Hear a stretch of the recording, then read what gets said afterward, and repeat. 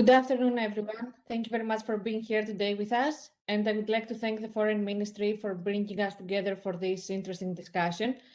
As you all may already know, the Public Diplomacy Talks is an annual forum organized by the General Secretariat for Greeks Abroad and the Public Diplomacy of the Ministry of Foreign Affairs.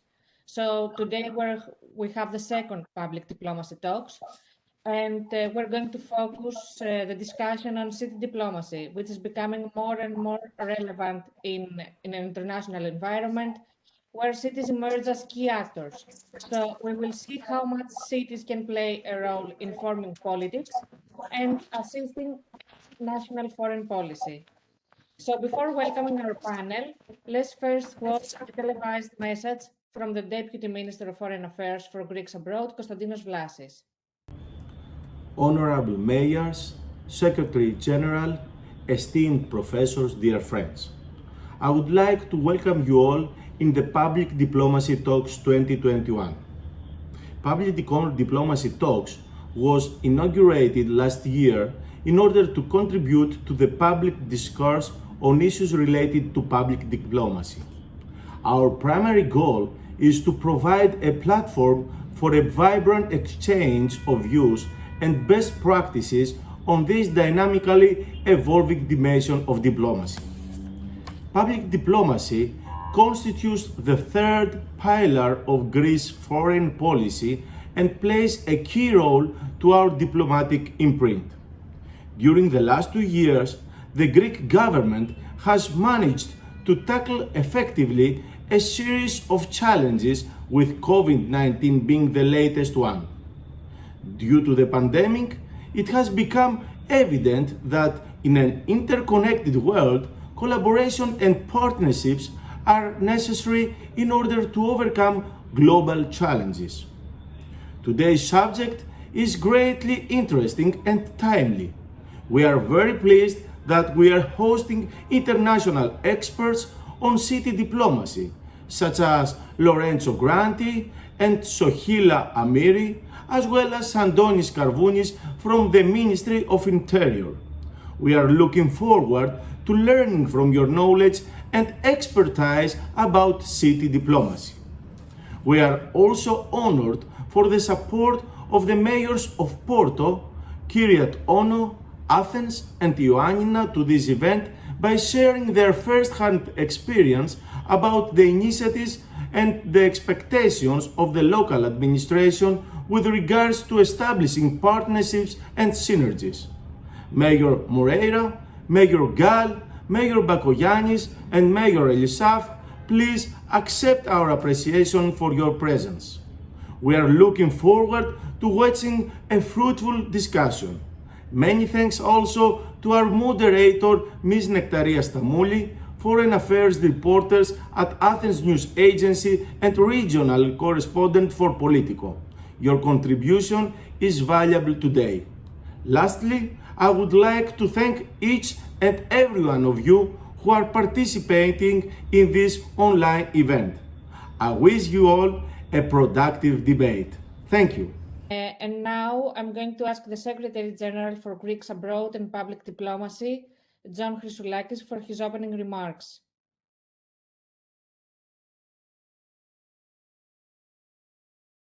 Dear Deputy Minister of Foreign Affairs, dear mayors, dear professors, dear online participants, the General Secretariat for Greeks Abroad and Public Diplomacy is very happy to keep its promise and organize, despite the difficulties due to the pandemic, the second digital forum of public diplomacy talks, which this year is dedicated to city diplomacy. For Greece, city diplomacy is already well integrated into its long history. From the ancient times and the famous Greek city-states to the present day, with a large number of town twinning partnerships in Europe and the world. Greece's strong presence within the EU Committee of the Regions and the European Capital of Culture, an idea put forward in 1985 by Melina Mercouri, Minister of Culture of Greece at that time, and her French counterpart, Jacques Lang. This is why we are very glad to have chosen city diplomacy as this year's topic.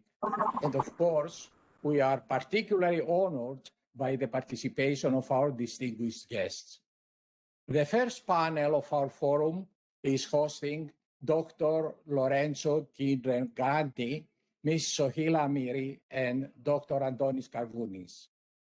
Dr. Granti is the founder of Urban Flank and lecturer at Sciences Po Polytechnique, École Polytechnique, and Columbia University.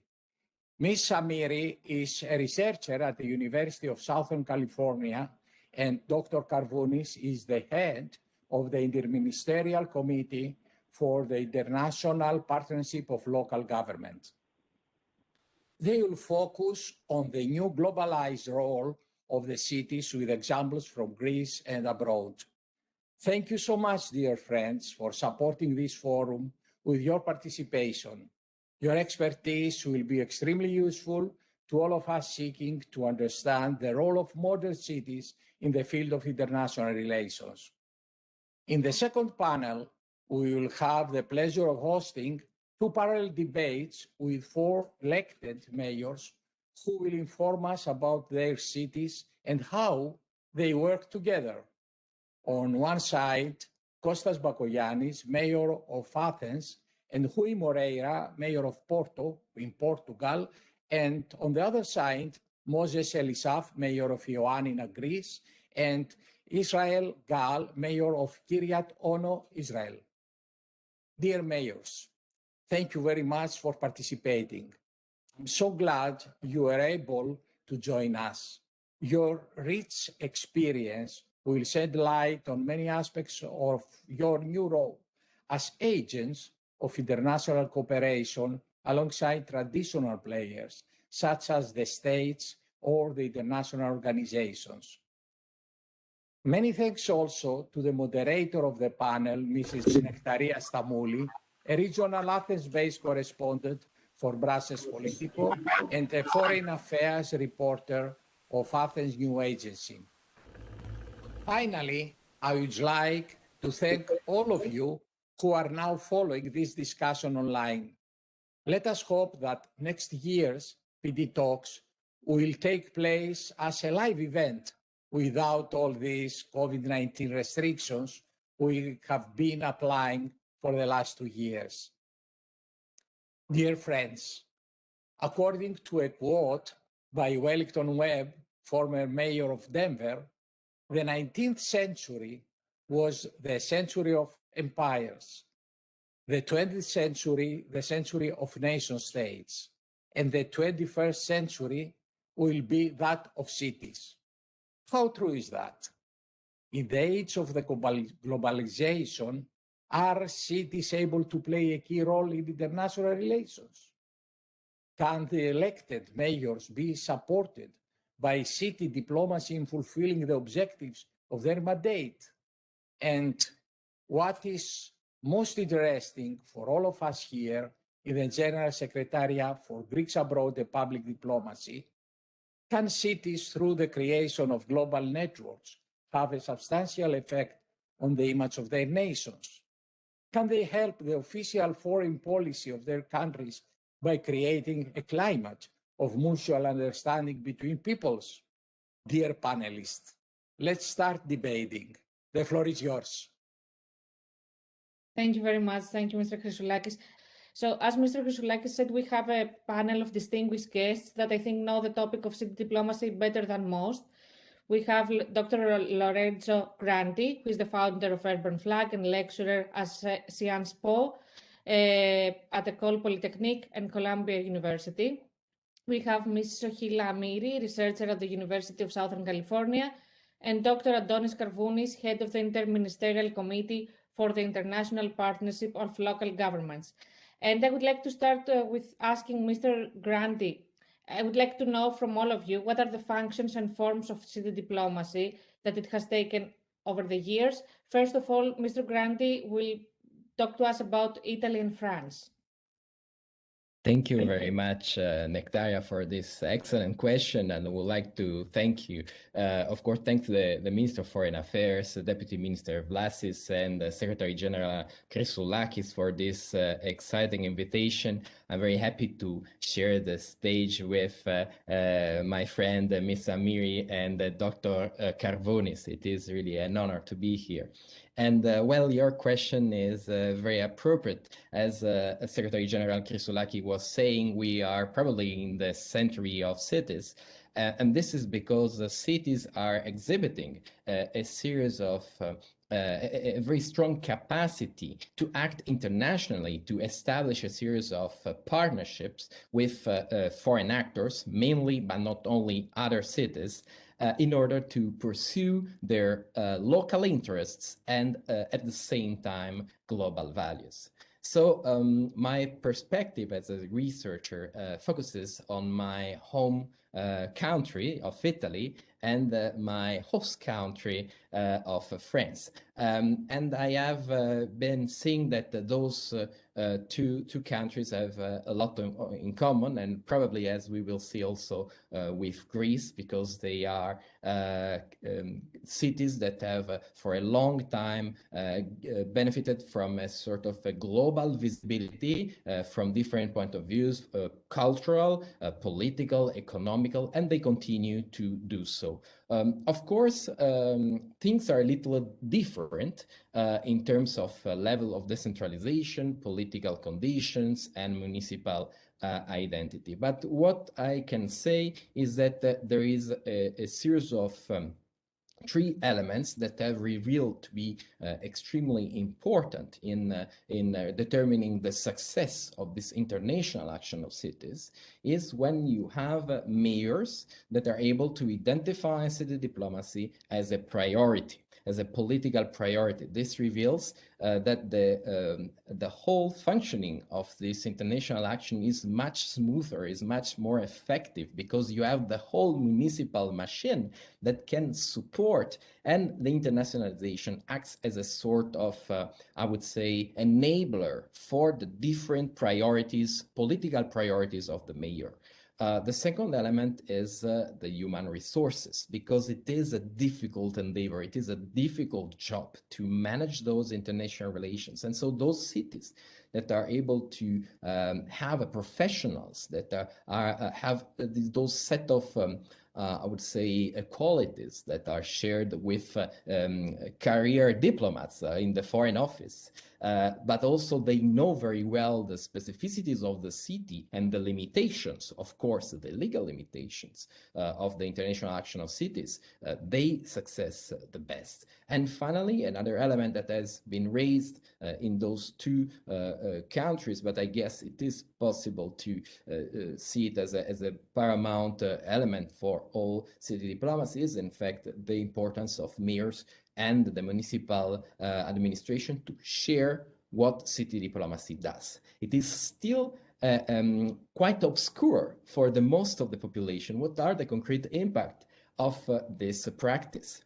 And so for this practice to be supported by the population, it is absolutely important to have a clear communication, a pedagogical approach that allows the citizens not only to be informed of what happens, but also to participate. Because as we will probably discuss in the next part of the debate, we have this strength of city diplomacy, which is the participation of citizens and local actors, allowed by the fact that municipalities are the closest entity to citizens. So it is really the strength, and it is important, of course, to allow it to contribute to this practice.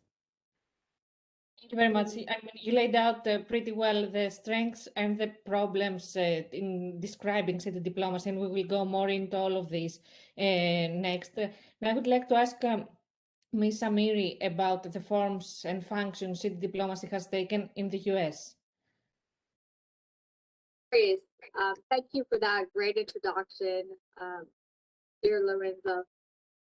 In the United States, I think that the scope of the practice of city diplomacy falls under 5 buckets. One is economic development and trade, which is what often crosses people's mind when they think of city diplomacy, but that is not the only one. And I would argue not the most important one. But the other four buckets include diplomatic representation and protocol, which is more of a facilitation of what the Department of State, for instance, has to do in the United States. Then there is facilitation of international exchange programs, people-to-people exchanges, cultural ties, and aid. And then there is, I see that my network is not very well, but I hope that you can still hear me okay. Is that true? Yes, I can still hear you. Okay, is my video back on? Sorry Yeah. about that. So then there is civic engagement and education, which I will talk more about later too. It is this idea of bringing foreign policy conversations to the middle class in a way, educating the American public about the importance of diplomacy, city diplomacy, and national engagement, and all of those efforts. And then the fifth bucket is policy collaboration, advocacy, and action. And a lot of the conversation about what can be done through networks falls under the fifth bucket. So this is how I would categorize the functions of city diplomacy in the United States. Thank you very much. Thank you. Mr. Karvounis, what about Greece? Thank you, Natalia.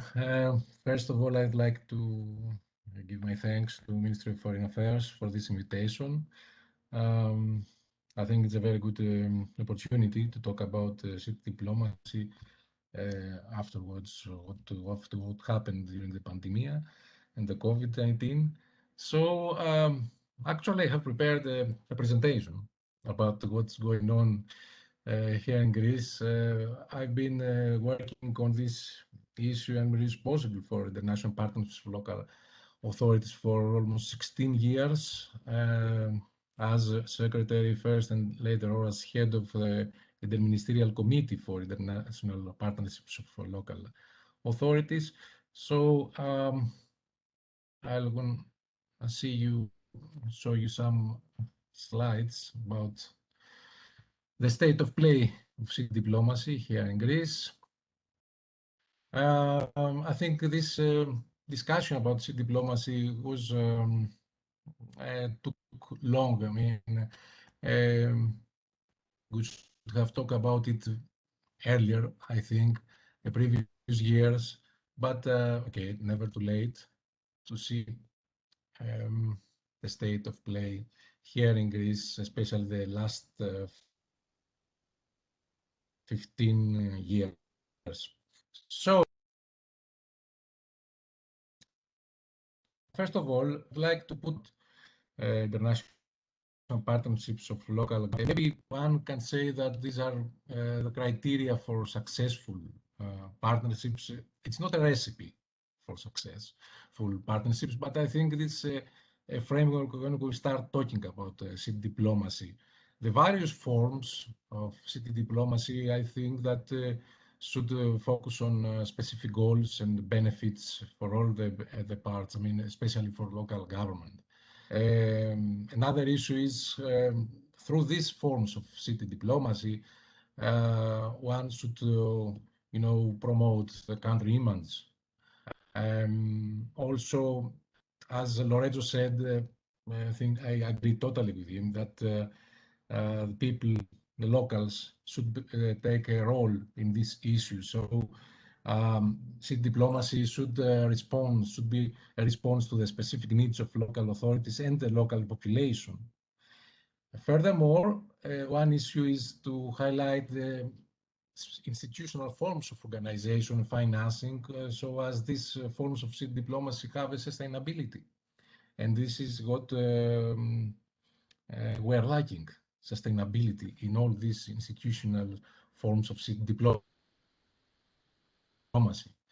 At the institutional level, here in Greece, there are specific acknowledged forms of city diplomacy. according to the communal code. Town twinning, city networks, participation in European programs, participation initiatives of Council of Europe, participation in cultural exchanges and sports events, also in agreements, protocols, are all forms of city diplomacy that our legislation acknowledges. Furthermore, the participation in European groupings of territorial cooperations is the latest form of city diplomacy that our legislation has adopted. There is an approval procedure for all these forms of city diplomacy. There is an interministerial committee. In 2005 was set up. I was then secretary. Later on, I became head of this committee. It's located in the Ministry of Interior, and it grants its approval on the national partnerships of local authorities. That should be in accordance with national policies, national EU legislation, and of course the national obligations of the country. These are the most important criteria in order to grant its approval.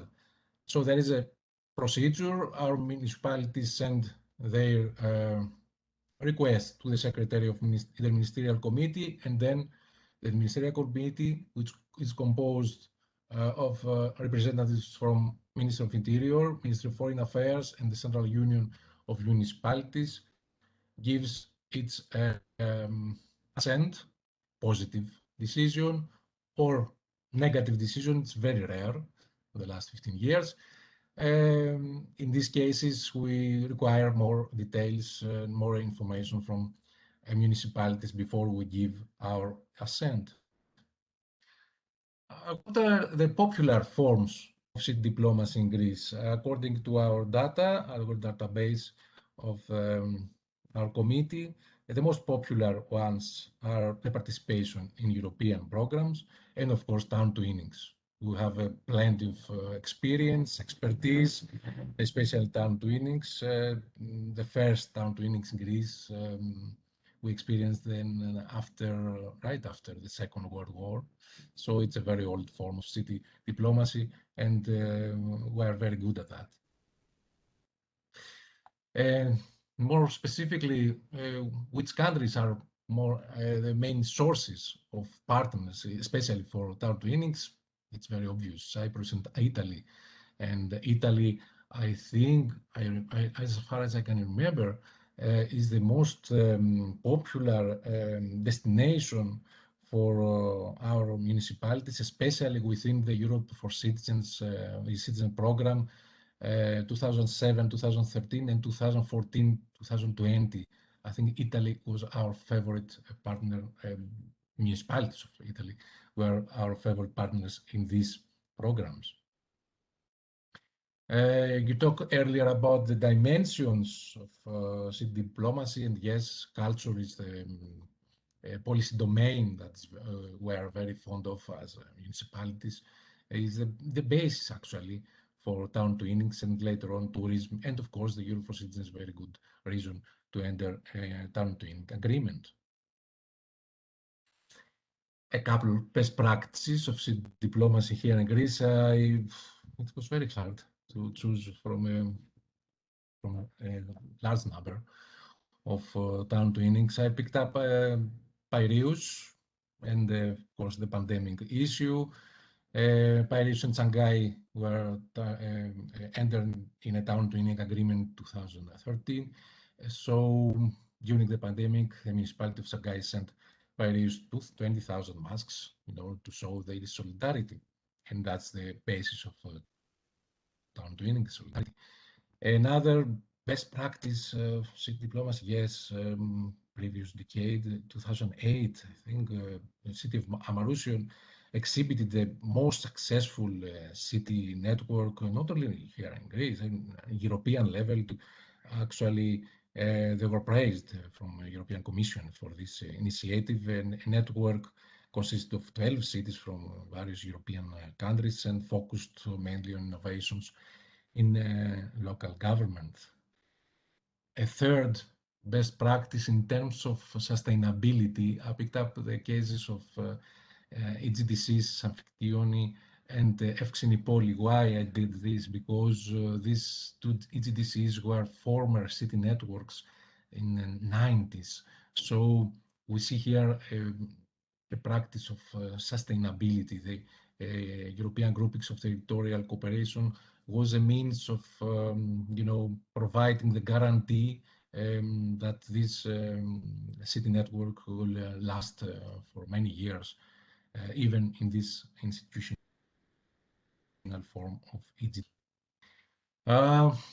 Nectaria, you talked earlier about how to measure success. I think there are 4 ways to measure success in city diplomacy. To what extent has promoted administrative modernization in terms of international structure and policy making process? To what extent this diplomacy has provided with practice and expertise and capacity building for personnel of local authorities? The issue of financial viability is a very good reason for municipalities to enter in city diplomacy forms, various forms of city diplomacy. And of course, the issue of city branding and lobbying is a very good indicator to see to what extent these forms of city diplomacy have achieved. Here in Greece, okay, this is very subjective, I think, approach to diplomacy. Some others will say, no, it doesn't happen. This, yes, I focus on 3 deficits or gaps, you can say. So the first deficit is the coordination deficit. For many years, local authorities have organized their international partnerships without letting the central government know about this, and this was a very very good problem for, especially for Ministry of Foreign Affairs. So what we've noticed is that the absence of international initiatives of local governments from official foreign policy. On the other hand, local government didn't feel that they have to provide information about what they did at the national level. And this also was a big problem when we found out that they didn't do it in the right way. The second deficit, the organizational deficit. Okay, this is a general deficit of public administration, the pathology, lack of expertise and appropriate human resources at local level. So this is a general problem of public administration. It's not only focused on the city diplomacy forms. And the third, the visionary deficit. Lorenzo said that about the political priorities, about the common vision between municipal administration and people and the municipal officers. Yes, most of the partnerships, international partnerships have been personalized here in Greece, and so they lack sustainability. And this was a big issue. This is a very short presentation of the state of play of city diplomacy in Greece. I think that we'll have the chance to talk more on this issue later. Thank you very much. Thank you for this. So, Lorenzo, as Adonis said, it is hard to prove the power of investing in these relations, and because it's hard to measure the impact city diplomacy has. But do you have any tangible examples of how it helped a city? How can we measure the benefits? Thank you very much, Nectaria, for this question. It is true that historically, the reporting of the impact of city diplomacy has been lacking. It was a weak point of city diplomacy. So that explains this personalization, because it was really centered on the role of the mayor, on the political vision of the mayor. The connection were also often linked by political connection between the elected officials in different cities. Now we are seeing a sort of an evolution of this approach, and we can see this at the level of city networks. So we have city networks like the C40 or intercultural cities. You have also the Global Covenant of Mayors for Climate and Energy that have added a series of clear indicators to assess the progress made by cities in the global goal that those networks have been pursuing. So the first and the last actually is fighting climate change. The second one, intercultural cities, is about making cities more inclusive, and so they have, for example, created an intercultural index, so you can assess this.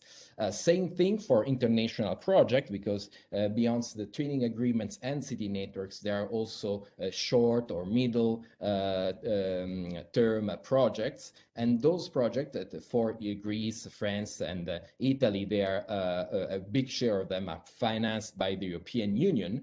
In the call for projects by the European Union and many other donors, actually, there is the need for assessing the impact. So it is really, there is money put for that, and cities have to share it. It is absolutely important. But this is from, I would say, from the international side. We have to consider also the local side. And so there is a need for the municipality itself to evaluate its own impact when acting internationally. And to do so, in fact, what I suggest to the municipalities I'm working with is always to elaborate this sort of analytics to analyze the status of internationalization of the city. And this is basically the baseline on which you will be able to evaluate the impact of international relations. This is something that, as I said, was a little bit lacking, but more and more frequently cities are politically, but also I would say economically meant to do that, because of course when public money is involved and when international money from the EU is involved, it is important to justify how this is done. I just would like to add one point, which is regarding a pilot project. So the innovation of city diplomacy, a big share of city diplomacy project and initiative also in the framework of networks and twinning agreements are about introducing new technologies. And to be sincere, a big share of those innovations that are wonderful innovation that potentially can really deeply impact the quality of life of citizens, they end, the initiative ends when the money ends. And so there is basically something that has little use beyond the time frame of the project. So this is also something that should be dealt with by the municipality itself, that should be able to integrate this element of the, I would say, the legacy of the international project within a general strategy of the city itself. So it's wonderful to work, for example, in the sharing economy or working in circular economy, fight the climate change, as long as this is really part of a strategy, a target that use local and international resources to get it. Thank you very much. So Hila, what do you think about that? How can we measure city diplomacy, the benefits of city diplomacy? And reading from a question from our participants, how can city officials persuade the citizens about the necessity of it? I guess if we measure the benefit, we can also persuade people about its necessity. It's a chicken and egg problem in some ways, because you do want to capture the impact for the audiences, but at the same time, you want to educate the audiences about what those impacts are, so that when you talk about them, it is appreciated, especially in a democracy. That matters a lot. So that relation, I keep going back to emphasizing the relationship that cities can make with citizens in the United States to enhance their understanding of and appreciation for international engagement and diplomacy, and by extension, city diplomacy. because the most essential value that city diplomacy holds is fostering good relations. This is uniquely a strength that cities have. Strengths of relationship building and maintaining with international audiences, actors, counterparts, and then connecting people to opportunities abroad as well. So, and we talk about networks a lot. It just makes sense that any effort to capture the impact should also be focused on capturing the strengths of cities in making these connections and ties. What we see is often what's easiest, of course, is to capture the most tangible outputs of city diplomacy, and those usually fall under trade, any kind of material goods and services that are exchanged. And because it's easier and more tangible, that's where the attention goes, but that's only 1/5 maybe of what the functions are. Another one that we see increasingly, as Lorenzo was mentioning too, is the policy changes through networked actions. That also is more tangible because cities can point to how they have worked with their counterparts, for instance, on climate change, on immigration policy, on countering violent extremism, on improving city infrastructures, bringing in innovation and using it. Those are also more tangible. But the impacts of a relationship building, show of goodwill, these may take, as we've seen with the COVID-19 pandemic, these may take decades or centuries to show something that's tangible. But then again, the value of what that brings can justify the years that it takes to build a relationship. And I'm sure we will talk about the impacts of COVID-19 more, but just showing, for instance, that if earlier during the pandemic, for instance, were sister cities that to many cities seem to be, a foregone way of conducting international affairs, all of a sudden showed up, and they were providing their twin towns with public protection equipment, PPEs, and other types of best practices, which literally saved lives in cities and helped in a time of shared global challenge. So I would argue that bringing in network measures, network theories to assess the impact of cities, maybe even creating an index based on the strength of a city's ties, and there are all kind of different dimensions based on network theory of like how that could be defined. I think that would be a great way to measure the impact of city diplomacy. Thank you very much. Adonis, you already mentioned some ways of measuring the benefits of city diplomacy. Anything you would like to add? Any more examples of this being successful?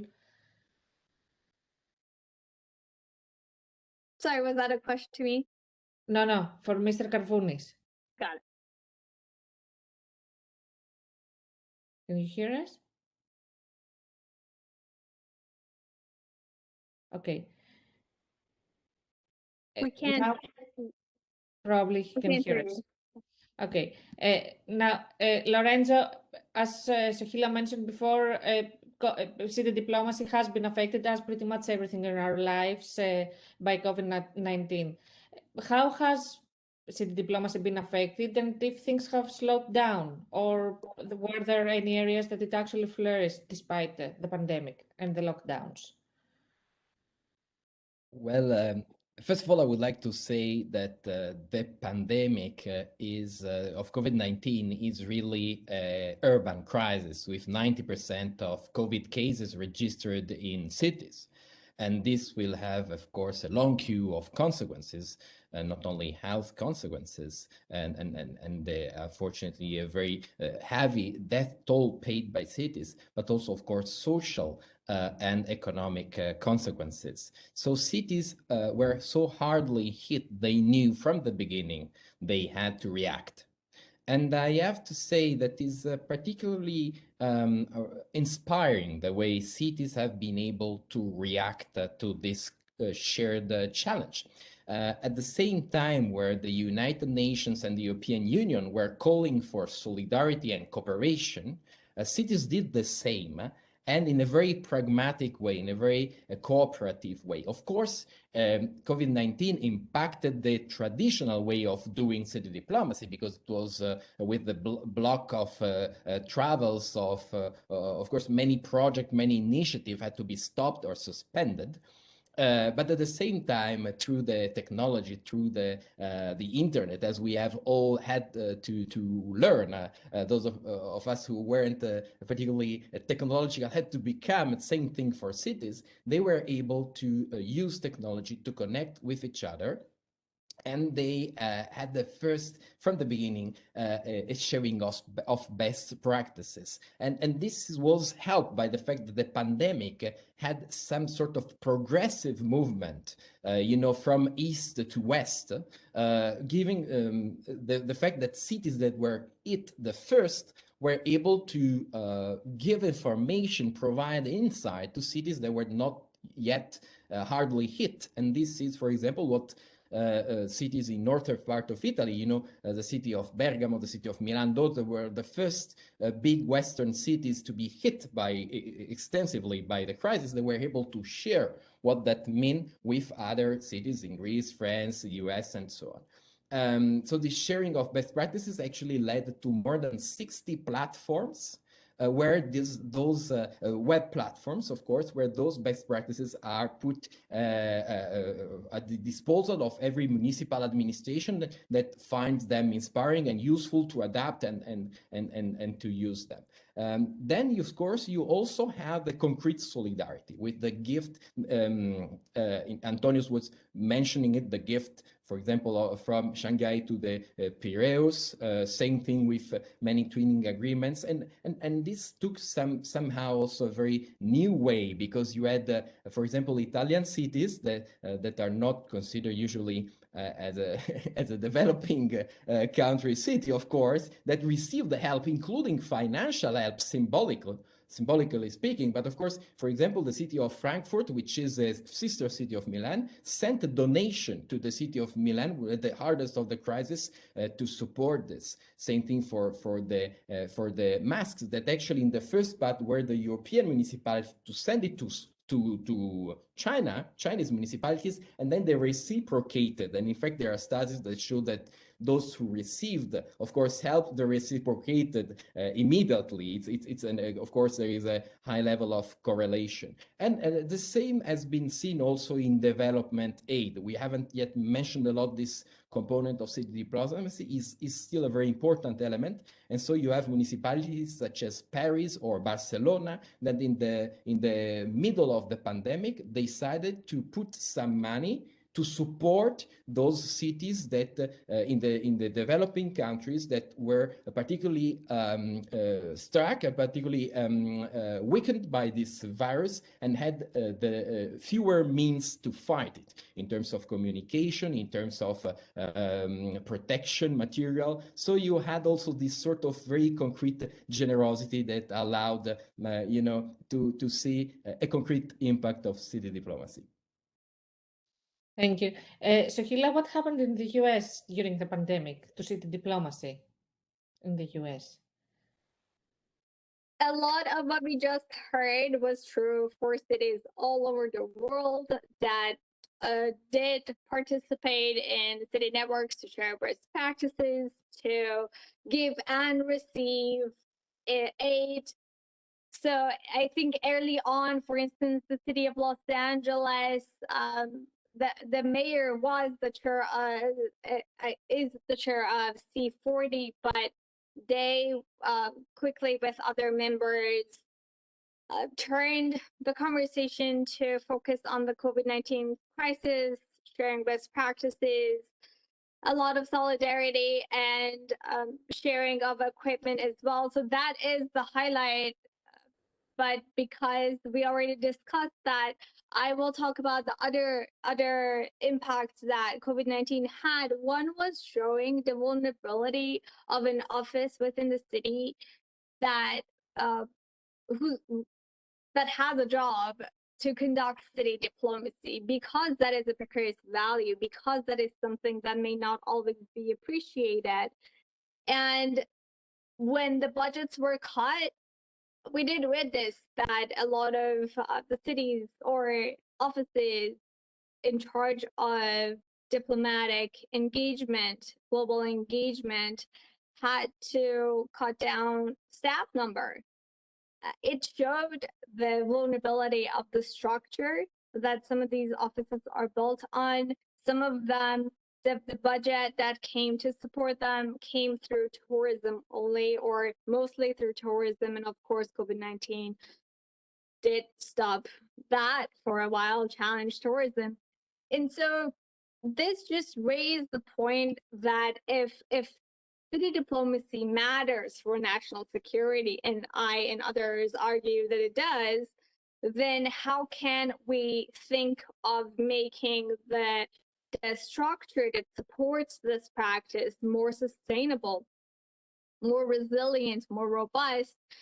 How can we ensure that policies and structures are put in place, that the federal government even supports the existence of offices within cities that are in charge of conducting city diplomacy, so that these offices will survive to do their work? Because as we have witnessed, it takes years to build relationships, but they can be if it's not sustained, they can go away just fairly quickly.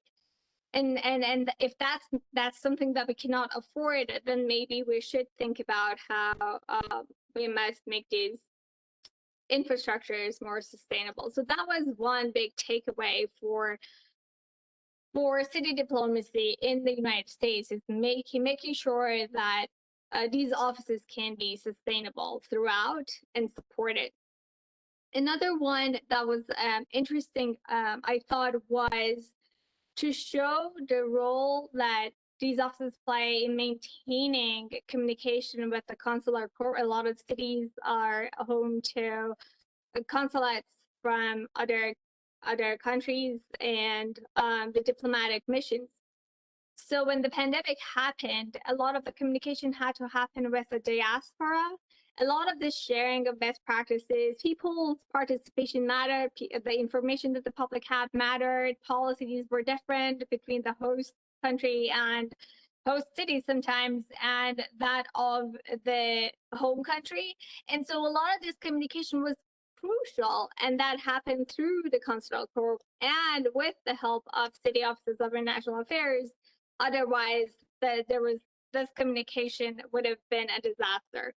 So I think that these were some of the biggest highlights of the pandemic,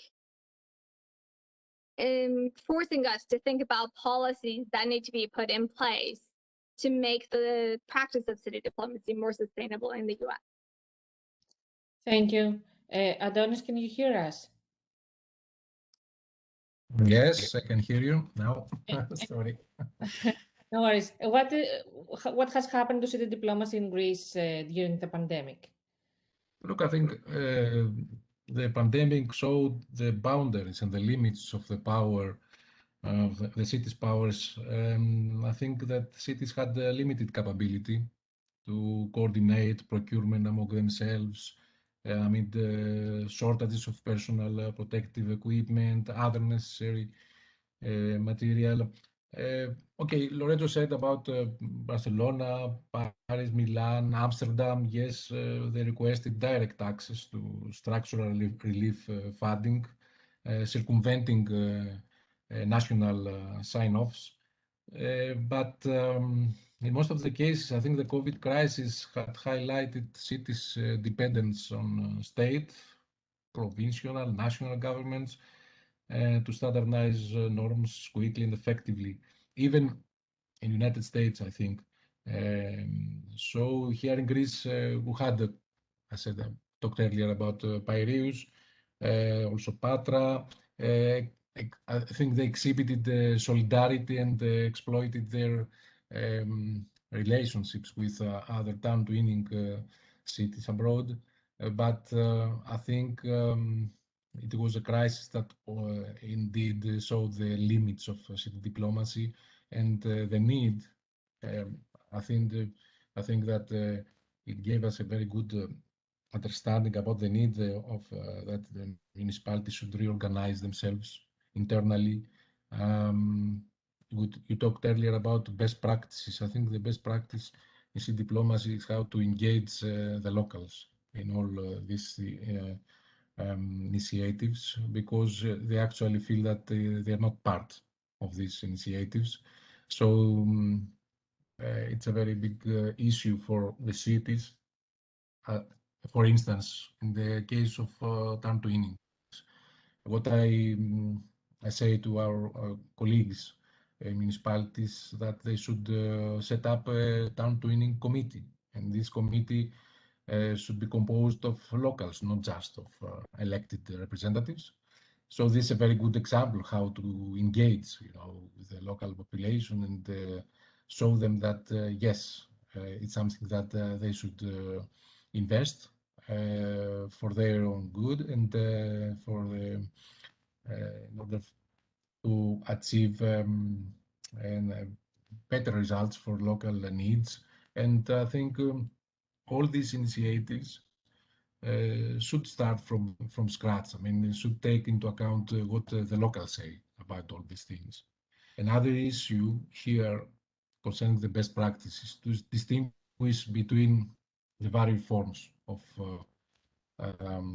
city diplomacy. For instance, we talked earlier about the C40 or the Covenant of Mayors. There are different issues here. Covenant of Mayors is an initiative of European Union. It's not an initiative that come from below.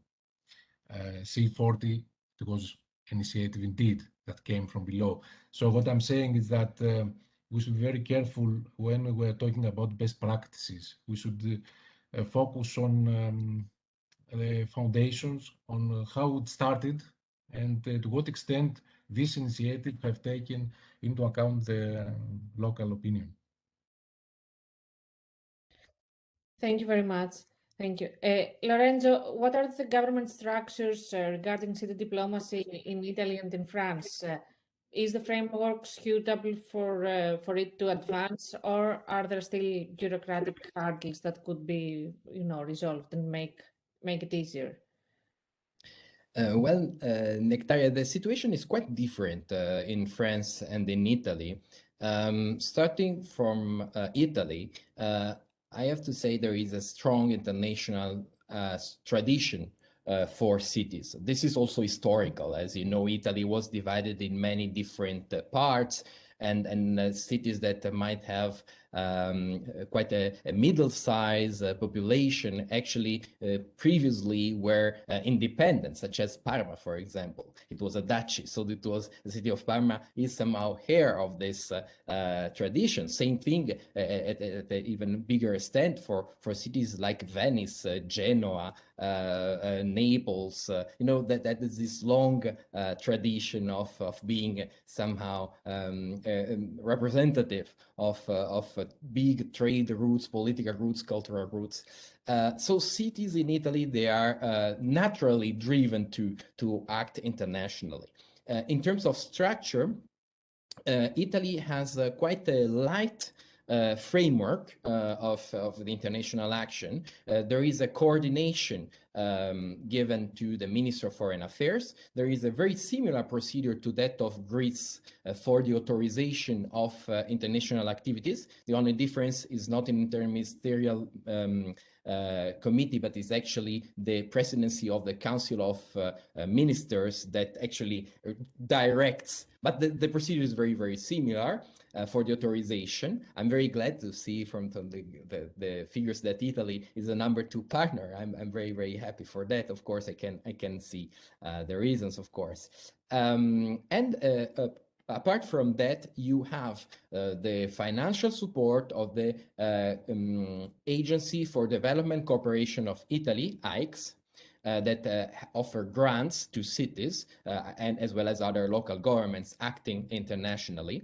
And you have a coordination of the National Agency for Cities that has a European office and as well as the Development Aid Office. Then we have the Italian Association for the Committee of Municipalities and Regions that also supports this international action. For cities in France, the framework is, I would say, much stronger because there is a body, first of all, which represents the connection between the national and local and para-diplomacy and city diplomacy, as well as the diplomacy of other local governments, which is called the National Commission for Development, Decentralized Cooperation, National Commission for Decentralized Cooperation. So you have the government and the local governments meeting and exchanging on their vision. There is a specific body within the Ministry of Foreign Affairs of France, which is it's called the Delegation on the International Action of Territorial Collectivities, because, you know, in France they love very long names. and this office is actually in charge of providing guidance, teaching, you know, as well as providing grants directly to many different levels of local governments. Then you also have a French development agency that supports economically with grants. And so cities, imagine that if they get funding from the Minister of Foreign Affairs and from the development agency, they can act internationally at zero cost for the municipality, which is extraordinary. I know many cities in Italy would love to have this kind of help. But I have to say, if we compare the two levels, we still have this strong impact of the past. So we can see that even though France is as a framework, which is more advanced, if you want, than the Italian one in terms of support to the international level, the international action of cities in Italy is stronger, because we have to calculate, we take into consideration also the tradition. And so what I was saying before, France was in the past a highly centralized country. This was surpassed by reforms, but, you know, there is a sort of a lack between the reform and the fact that this is passed into practice. And so we can see that now France is basically moving from a still centralized mentality to a more proactive, and probably the two countries will align. Thank you. Suhila, what about the US? What is the structure there? Are there any bureaucratic hurdles? Of course, there are, but the benefit that the United States has is its federal system, which allows for some autonomy and authority for local governments. This can be a blessing and a curse. This can be embraced and used as a narrative that not only strengthens the practice of city diplomacy, but promotes the values of the United States as well, and allows it to improve its international image, promoting the fact that, basing it off of democracy, that there is some autonomy that cities in the United States have. This is especially true when the federal government may not, the administration in power may not be viewed very positively by the global audiences, but cities can step up and do things that are more consistent with international values. So that is a blessing. A curse that could come from it is stepping on each other's toes, in the simpler ways put, because whether or not the federal government likes it. Cities are pushing the way forward with their networked actions. That is the new paradigm that any international actor should account for, is a paradigm that emphasizes networked actions. And so that hierarchical system cannot survive on its own, or maybe at all anymore. But so this highlights the need to have more policies, for policies at the federal level to catch up with what is happening. And by that, I will go back to the 5 functions, that the buckets that I listed for the practice of city diplomacy in the United States. Any one of them needs a clearer definition and division of labor responsibilities between the national and the local governments, because it is not always guaranteed that the policies that the city wants to advocate, align with the policies that the Department of State wants to advocate, or at the national security level is ideal for the government. But there is no way that one can ignore the other. So the sooner there is a coordinated effort for making the integration of city diplomacy into national statecraft more systematic, the synergy being more strategic for both parties, the better. And we see that that is already happening. There is a bill not signed into law yet, the City and State Diplomacy Act, that 2 congressmen, this is bipartisan. That is the beauty of it in the United States, that we don't see much of lately. So there is bipartisan support for this effort, and this might be the first of many more, but this just signals that there is a recognized need for both the cities and the federal government to design policies that makes this synergy more systematic and strategic. Thank you. Adonis, you already mentioned the structure followed in Greece regarding city diplomacy, but I don't know if you want to add something regarding maybe issues that could be resolved and make things quicker. Yes, there is obviously an asymmetry which is inherent in much of the city diplomacy debate. I think that we have to do with an intrinsic power imbalance between local government and central government. So even though local governments wield significant informal and formal symbolic authority, while practicing diplomacy in the traditional international order, they are often in a disadvantaged position towards the central government. So what we need here is trust, on the one hand, coordination, communication. When we lack these issues, I think the problems start, and there is no, the results are not good for the country image. And we have, unfortunately, plenty of examples in the last decade here in Greece. Municipalities thought that they could wield, international symbolic authority abroad without letting the central government know about it. And this brought us in a very awkward, as a country, position, a very awkward position towards other countries. So yes, trust, communication, coordination, I think that's the key words for an effective city diplomacy, effective and efficient city diplomacy here in Greece. Thank you. That's interesting because we're touching upon another issue about whether city diplomacy can be exercised without coming into conflict with the current government. Or do you Yes. think, I would like to start with you, or do you think it is more useful and more evident in cities where mayors are in conflict with the government? What do you think on that? We heard earlier about what's happening in the United States. Federalism, autonomy at the local level. Things are very different here in Greece, and I think in Italy too.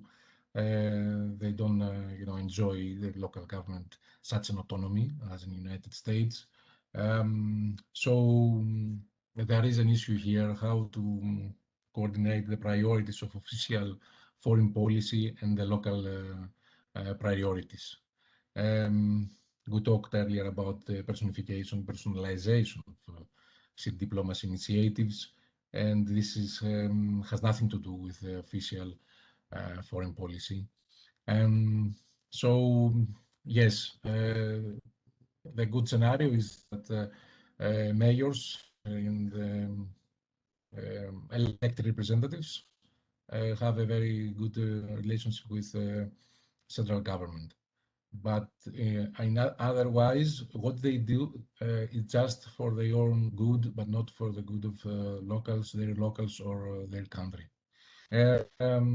So we have to take into account the different institutional framework that this city diplomacy is, working. And in this case, yes, countries like Greece has a very, it's very difficult to coordinate the different priorities of local and central government. This is a very, it's something beyond city diplomacy. It's something about the mentality of public administration.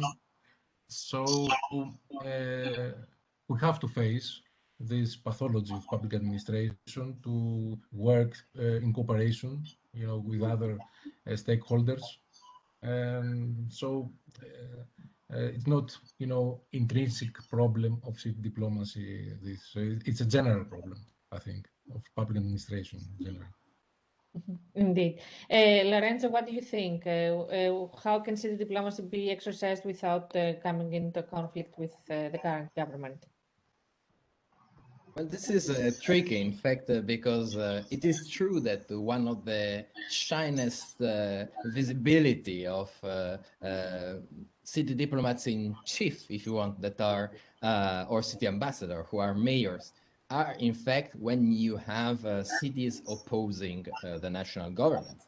The very famous example from the US with the mayors fighting climate change, while the federal government, the previous federal government led by President Trump, was retiring from the Paris Agreement. So you have this huge visibility, international visibility, including some sort of endorsements. The president of France, for example, endorsed this coalition of US mayors fighting climate change despite the opposition of the federal government.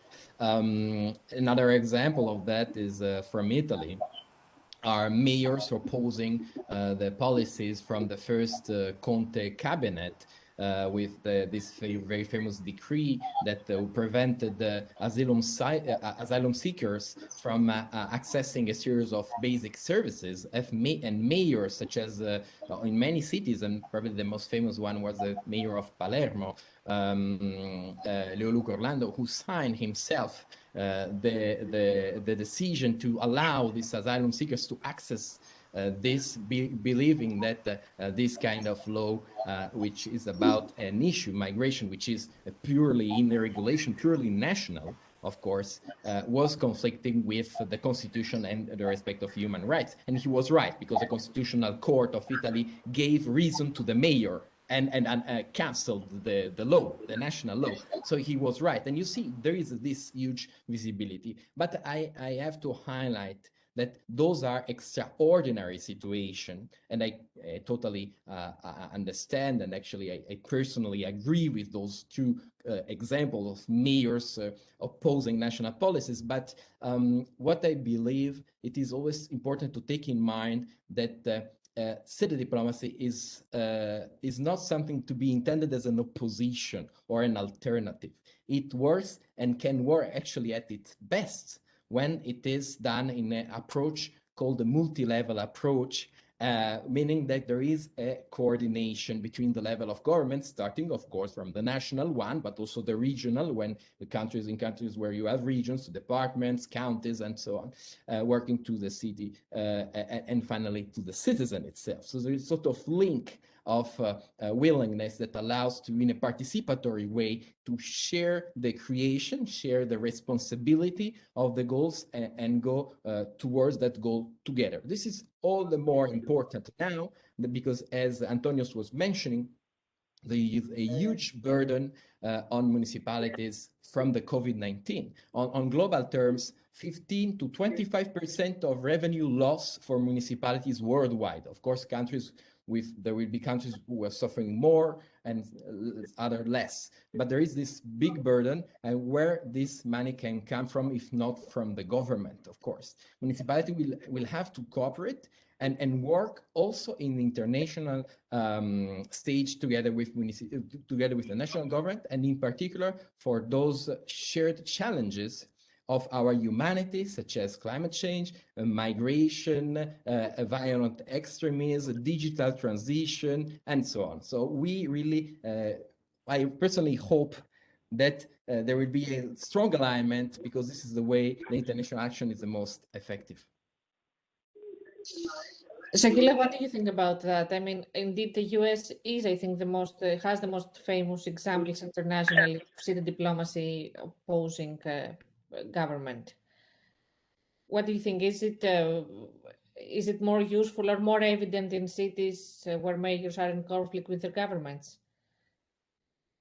It is perhaps more visible, but I would argue that the visibility does not mean that this is how that this is the only way that city diplomacy can be acknowledged as valuable. And we see that with the current administration too, where the new US administration is not opposed to, for instance, climate policies or other things that many of the global cities in the US are fighting for. However, this is actually an administration that is necessary to make sure that that synergy or that integration of city diplomacy into national statecraft, especially non-coercive statecraft, is necessary. So creating policies for that, being welcoming to the perspectives of local governments, and highlighting maybe the most, maybe it's not the most important shared goal, but it is a significant one, is connecting the middle class, the US middle class, to foreign policy making, to world affairs, and appreciation for diplomacy and US diplomacy, and understanding of it too. That is a goal that the federal government has, and that is a goal that city officials in charge of city diplomacy have as well. And so even though it is true that in times of conflict, maybe the role is more pronounced, but I think that it is actually in the times that there are no conflicts, that this institution, city diplomacy as an institution, can be imagined and enforced, and that the practice can become sustainable. Thank you. I've seen that we have some questions in the chat, and thank you for that. That's great. I can see a question that we haven't covered from the chat, and I think it's mainly for Lorenzo and Adonis. Could the intercultural, I'm reading from the chat, could the intercultural cities program of the Council of Europe as a type of unofficial diplomacy be a sufficient and supplementary instrument for migrant integration in Greece, basically for Adonis? Yes, I think that the municipality of Patras has gained experience taking part in this program. It was one of the first cities in in this intercultural cities program, taking part, and I think it's very successful, especially for migrant integration, not only in terms of providing or creating a structural support for migrants, but also creating a solidarity mentality, I think, amid the local population for migrants. So yes, I agree that this International Cities Program and this network emerged from this initiative of Council of Europe because has been successful and very good practice. Yes. Thank you very much. I think we can now see the pre-recorded discussion we had with the mayors of Athens, Kostas Bakogiannis, and the mayor of Porto, Rui Moreira, who will talk to us about the initiatives they take regarding city diplomacy. Good afternoon, everyone. Thank you very much for being here today with us. With us, we have two distinguished guests, the mayor of Athens, Kostas Bakogiannis, and the mayor of Porto, Rui Moreira. They're going to talk to us about the initiatives they take regarding city diplomacy and what are their expectations. So thank you both very much for being here today. And I would like to ask you with what is that connects Athens and Porto cities? Mr. Moreira, would you like to start? Well, first of all, let me greet my friend Kostas. I was in Athens when he took office, and it was a great pleasure, and it's nice to see him again, although virtually. We are not seeing each other like we would love to. But in any case, what connects Athens to Porto, of course, first of all, the dimension. Athens is a totally different city from Porto. It's a much bigger city. And it is, for us, I would say, a mythical representation. It's the birth of our civilization. I tend to believe that Europe is based on three cities, which is Athens, Rome, and Jerusalem, although Jerusalem is not part of Europe. That's the birth of our civilization. And of course, we have always had this feeling regarding Greece in a way of the connections we have had, and it's a millennial connection. But of course, more than that, we have suffered the previous crisis. We are on a new crisis, but on the previous crisis, I think when we look at what happened with Greece and with Portugal, we were very much in the same boat. And what I saw with, especially with Kostas, is that he was able to revive Athens as a great capital. And in a way, we tried to do the same in Porto, albeit our differences in size. When I took office 8 years ago, Porto was sort of forgotten city. We had a lot of problems. Culture was not being developed the way it should be. It was not being used as a potential. And I think we have learned a lot from Athens. And on my last trip to Athens, I was there twice over the last 4 years. We have seen this rebirth of Athens, which in a way is the history of Athens. It is a sort of city that comes out of the ashes frequently, and we have been trying to do the same. So it has been very inspiring to meet the mayor and to meet people in Athens and to visit museums, heritage, culture, which are in a way the main instrument for what I would call sustainability from a social and economic point of view. And so I think that's what we share and what we have in common. Thank you very much. Mr. Bakogiannis? Well, let me thank you so much for the invitation, and let me say that it is a true pleasure to see Mayor Moreira once again, unfortunately virtually. I do hope that we'll have the opportunity to meet physically again very, very soon. Actually, I'll be coming to Porto for the Tourism Summit next month. So, Mayor, if you're around, I will, of course. Pleasure. Wonderful. It would be a real pleasure to see you. I'm counting on you. We actually took advantage of this to set up a date. Yes. Well, it is true. We met actually just a few days before my assumption of duties as mayor of Athens. And I must say that I was actually inspired by our meeting. Many in Greece may not know the mayor very, very well. He's actually a forward-looking, a dynamic leader. He doesn't hesitate to take risks. He doesn't hesitate to experiment, to innovate. He has done a fantastic job in terms of rebranding Porto, and he has done an excellent job in terms of utilizing modern technology and investing a lot in the digital transition of his city. So there is an example here. Yes, clearly Athens and Porto, there are different sizes, but we do have so much in common. One can only just look at the UNESCO heritage sites if one is looking to quantify.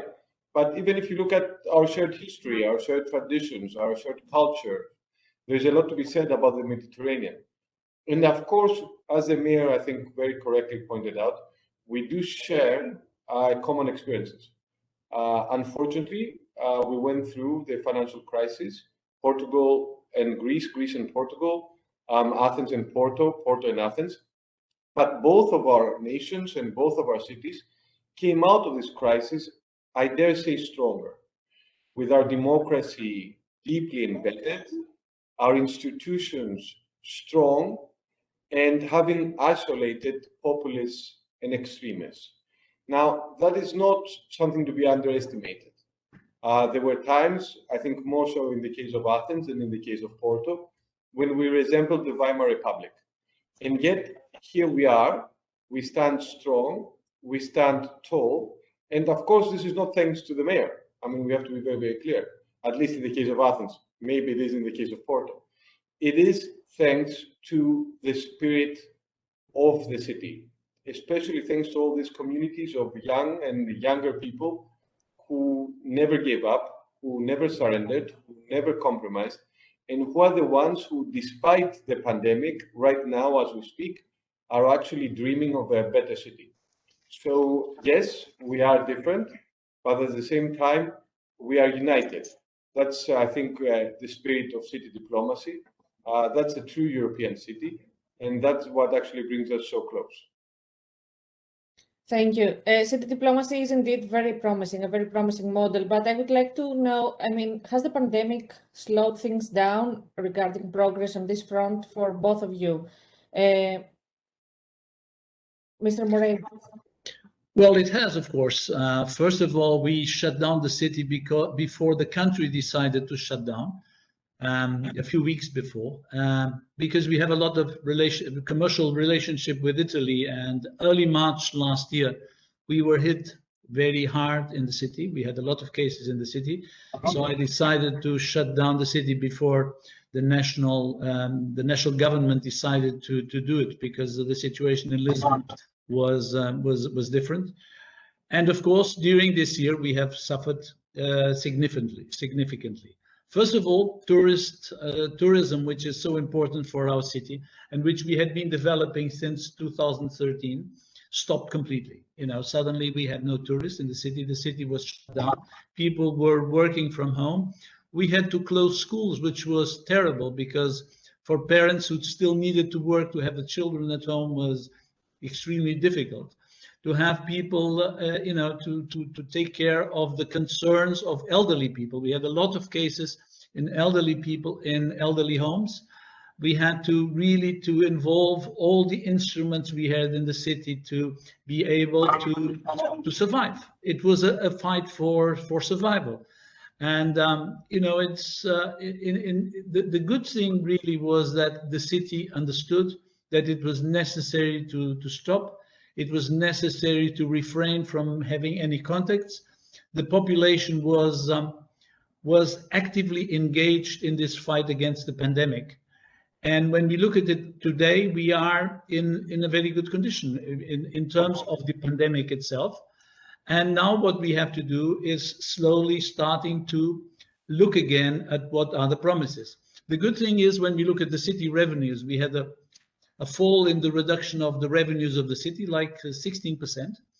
But fortunately, during the last 8 years, we had a very careful financial development of the city. We had last year 0 debt. So this enabled us this time to actually reduce taxes, reduce all sorts of taxes for people who live in the city. So this is a way to use, it's the old story. When you have good weather, you should try to reap the benefits, but not spend them all. And now in the bad times we are going through, we are able to put some of the money we have saved at the service of the city. And So at the moment, when we look at even at the unemployment rate, although it went up a little bit, it's nothing like what we see in other sides of the country, because actually we were very careful in the good years we had. So ultimately, I'm looking at next year with a lot of optimism. I think we are going to get out of the crisis, and in some ways we are going to get out of the crisis stronger, because the institutions and the National Health Service, especially in the city of Porto, our hospitals, they were able to deliver. And that's what it is, a test. You know, sometimes it's like when you have a war. It is a test of institutions, and it's a test of the unity of the city. I think that's one thing we will never forget. We were hit hard, but we stuck together. We had no strikes, we had no riots. Even those negationists who are refusing to accept that this virus is dangerous, we didn't have any impact on the city. And so the city stood united, and that's the main thing for the democracy. We didn't have to send police over in the streets. We didn't have the army in the streets like some countries had. We really managed to navigate. You know, we are sailors, we are a port, we are used to bad weather. So what we did is, as sailors, we were prepared for the bad weather, and I'm glad to say, when I look now outside, people are much more optimistic than they were a couple of months ago, with the vaccination going on at a considerable pace. Indeed, hopefully the worst are behind us. Mr. Bakogiannis? Well, city diplomacy, you know, as you know, is largely based on human contact. And we have missed that over the past year, the year and a half. Although I should say that everything that has happened has actually increased our appetite for more city diplomacy. You know, during this pandemic, we had a number of opportunities where mayors met over utilizing the new technologies. And at least I personally found it extremely useful, extremely productive, and extremely constructive, because we had the opportunity to exchange experiences, we had the opportunity to share ideas, we had the opportunity to learn from each other. Athens, as you know, Mrs. Stamouli, you've been following us quite well, is at a good point right now, I dare say. Hospitalizations are down, vaccinations are up. To a great extent, that is thanks to the early tough calls that were made by our government. It's also thanks to the fact that we actually put expertise, facts, truth, and transparency over politics and partisanship. In this, I dare say, we were rather un-Greek. But I think this is a great lesson learned from this crisis, that there are times that when we can pull together in an organized, in a concerted fashion, and we can actually achieve results. I mean, we did it in the city of Athens on a number of levels. Number one, we paid special attention to the most vulnerable, to those who are usually forgotten, to those who are usually under the radar, by creating a new homeless shelter and a new shelter for drug addicts. At the same time, by making sure that we had service delivered door to door. We didn't want any behind. We invested a lot in the digital transformation of our city. We have a new platform in city, eservices.cityofathens.gr, where one can actually, receive a number of services. There are no more queues for a number of reasons in the city of Athens. We also took advantage of European funds to actually channel to our local community. And of course, we did much like my friend, the mayor in Porto said, we did something similar. We actually made some difficult decisions, making sure that no one who actually had to close their business because of the pandemic would have to pay any dues, levies, or taxes to the city of Athens. Right now, we are reopening. We are reopening with cautious optimism. So both our economy, our society, we are reopening for tourists. We are doing it very, very carefully, very deliberately. But I think that the worst is behind us. The economy is looking good. There is a lot of talk which seems to be materializing about the so-called V of the economy, both on a national level and on a city level. So looking forward, I think that there is a lot of reason to hope, especially since despite the pandemic, the investment interest remains very lively as we speak, especially when it comes to real estate and tourism in Athens. So I dare say that the best years are actually ahead of us. Sounds great. So you both mentioned tourists, and there's a race happening in the Mediterranean of countries to attract tourists. And one would say that the mayor of Athens and the mayor of Porto would be competitive on this front. Can city diplomacy actually help in attracting tourists? Mr. Moreira. City diplomacy can help, yes. When we hear about what is happening in Greece and in Athens in particular with Mayor Bakoyannis, we have seen over the last summer, a lot of the news in Portugal was things in Greece are controlled, the pandemic is controlled, things are being handled correctly. And this sort of information traditionally was not, we did not expect it from southern countries. We did not expect it from Portugal either. Traditionally, we were considered the badly behaved in Europe. When we saw what happened during the last summer, which was a very, very, very difficult and tough summer, we heard news that there was a Greek miracle, there was a Portuguese miracle, and I think we were part of it because we were able for once to organize things, to understand that whenever there is a storm, we are better equipped mentally than some countries in Northern Europe, which are very organized, but they are not able to work in a system of chaos. It is a very Mediterranean thing, you know. We are really able to innovate very fast. We change things very fast.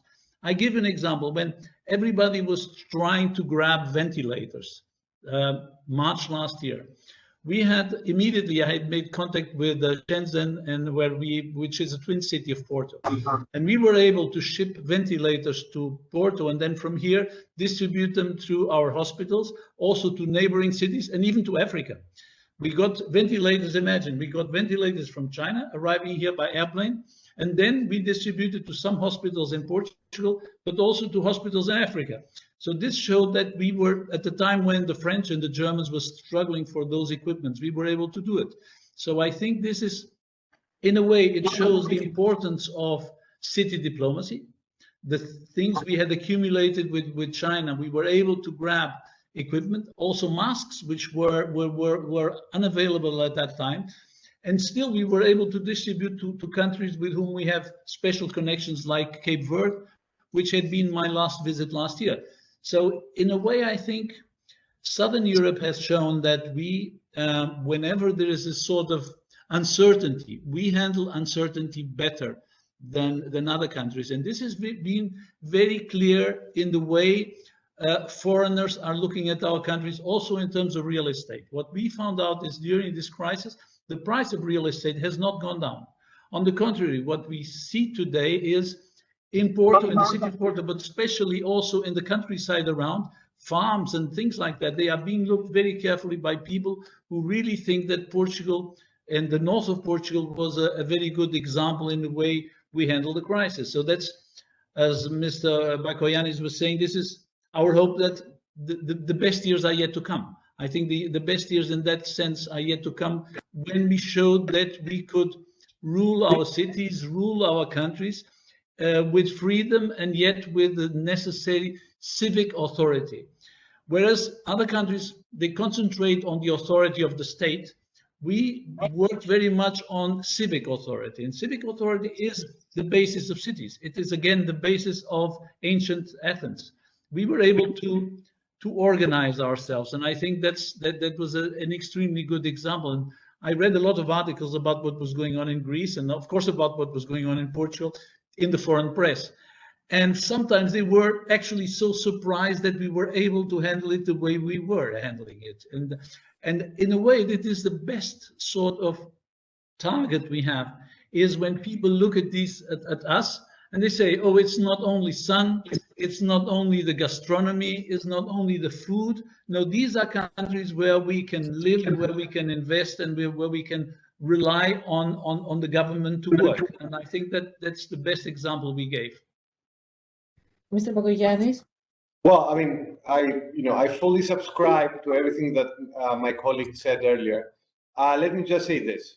The truth is that for us, crisis mode was not something new. I remember at the very beginning, our various colleagues were going around the world, were going through the stages of grief. It took them a while to just get over the shock. For us, unfortunately or fortunately, it was business as usual. And that actually, I think, helped us a lot. Not only us elected officials, but also all state and city officials. There was the necessary flexibility, there was the necessary quick responses. We were able to very quickly adapt and adopt to the new circumstances and to the new challenges. Having said that, not everything went perfectly in the past 18 months. We took steps forward, we also took steps back. It was a very difficult period. We were talking literally about uncharted waters. But there is, I think, a very bright line over the horizon, which is what the mayor said earlier. Now, for our countries and for our cities, it's not just the ancient sites, it's not just the hospitality, it's not just the experience of Porto or the experience of Athens. It's the fact that we can actually deliver professional services. It's the fact that we can actually guarantee the safety, the security, the public health of everyone. And when I say everyone, I mean all Athenians, whether they are permanent residents or whether they are Athenians just for 24 hours who come to visit. You mentioned tourism. I should say that I do not feel in any way that we are actually competitors. On the contrary, both our cities are right now more diverse than ever. Both our cities are richer than ever in terms of products and services. Both our cities are safer and more accessible than ever. And both our cities right now have an opportunity to ourselves to the wider public, to all our markets, let's say, or to all our audiences, and to introduce ourselves, stressing our newly found competitive advantages. And this is where I think our job right now lies. We don't waste this crisis, but on the contrary, that we harness this crisis to actually take the steps in the upcoming months and years and actually place our cities at the heart of tourism globally. Thank you very much. Now, regarding city diplomacy, I would like to ask you, what is the role of the cities in an increasingly globalized world? Can they be seen as international actors? And in other words, can they play a role in forming policies and actually assisting the national foreign policy? Mr. Moreira. It's one issue. If we want the European dream, which had starts and stops over the last years, I think to a large extent, this crisis showed the importance of city diplomacy. Not replacing governments. I don't want to replace the foreign minister, but the fact is that within our circles, within our alliances, we are building leagues of cities. Cities that between themselves, they share some common values, some common concerns. Because we are heritage cities like Athens and Porto is, cities that believe that in terms of sustainability, we can develop a new approach. Cities where we are turning the cities into pedestrian streets instead of having the car. These small alliances which are building, they are the network and the frame of the European consolidation, of the European dream. In a way, we have had this sort of thing where cities have been overlooked. People have not understood in many years what was the importance of cities. And we had the European Union summit here in Porto just a few weeks ago. All the European leaders, or most of the European leaders, were here. Mrs. Merkel wasn't, but it was an exception. Most of the leaders were here. And it was funny because suddenly we saw a lot of mayors showed up, or they were in contact with the city, and we wanted really to think about a common agenda. Because ultimately, we have shown also during this pandemic that because we were nearer to the people, we were nearer to the smaller problems, this sort of diversity sort of worked in a chain. You know, it sort of brought us together. When we look at the problems we have had in Europe, for instance, with the nationalism, with extremists from left and from right, this sort of destructive nihilist approach to Europe, it has been very much overshadowed by the work cities have been doing over the last years. We have met so many times, all of us, and we have discussed matters like housing, the shortage of housing, sustainability, about waste, about energy production in cities. All these things that are sometimes not in the agenda of our governments. It doesn't mean we are not aligned with our governments. It's not what I'm saying. It's just that we have, you know, several layers. So you have the European Union, and then you have national governments, and then you have cities, and cities can adjust. They don't have to depend from governments in order to align their diplomacy. We have been able to work on the diplomatic links between cities, for instance, with a city as big as Bangkok.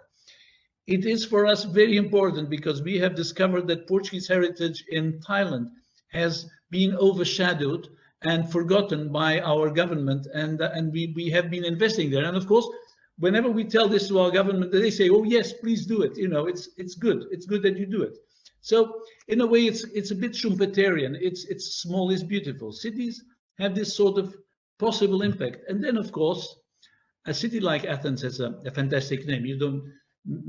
Mayor Bakoyannis doesn't have to sell Athens as a name, as a brand, but we branded Porto. 8 years ago, Porto was unknown, and when you brand, it's like a product. Cities are products. When we decide to go on holidays, unless we want to go to the Maldives, we decide I want to go to a certain city. I don't decide I'm going on holidays to the United States or to Brazil. I will decide I will go here or will go there. So the branding of cities has been so important. Look at what has happened in branding of cities over the last 10 years, maybe.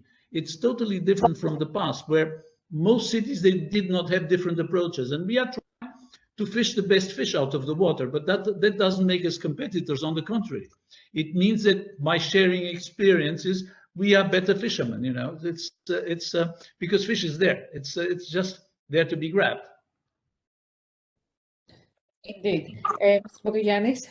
Well, with all due respect to central governments, I mean, there are some major differences between local authorities and central governments. Number one, it's about real solutions to real problems. It's about tangible results. Number two, it's about building coalitions, about transcending parties, transcending ideologies, transcending egos. Number three, it's about working bottom up. It's about being close to the people and amongst the people. After all, as the mayor said, cities from ancient times to modernity are actually the closest democratic institution to the citizen. So when we're talking about transparency, when we're talking about accountability, when we're talking about dialogue, of course, it's logical, it can be expected that it will start from cities. That doesn't mean that we should have an antagonistic relationship with our government. On the contrary, we need to work with the complementarity, and we need to actually build on each other's strengths rather than invest on each other's weaknesses. And right now, what's actually quite interesting is that there is a common agenda in cities worldwide. We all strive for cities that are inclusive, that are healthy, that are fair, that are sustainable, resilient. And we all know the way, and we all know that we may well have to take tough decisions, but we know where we want to get. For example, there is this conversation right now about the environment, about the European Green Deal, which of course we all welcome.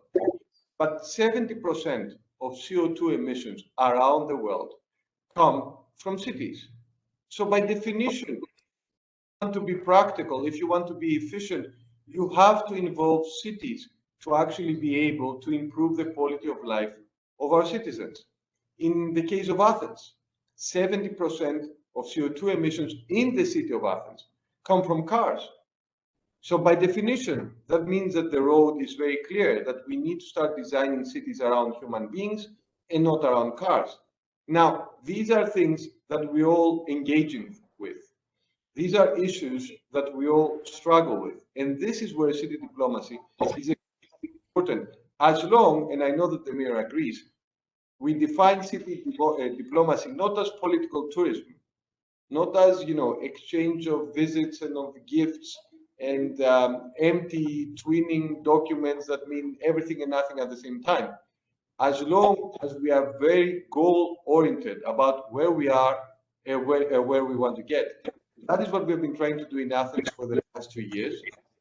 We've been doing it effectively. And what's important is that along the way, we have managed to mobilize the private sector as well. We have managed to mobilize our business community. So it's not just the city as a single actor, but it is actually a wider alliance that has been built that takes pride not only in the Acropolis and on our admittedly, ancient glory, but about the Athens of the present, a modern, vibrant, dynamic metropolis.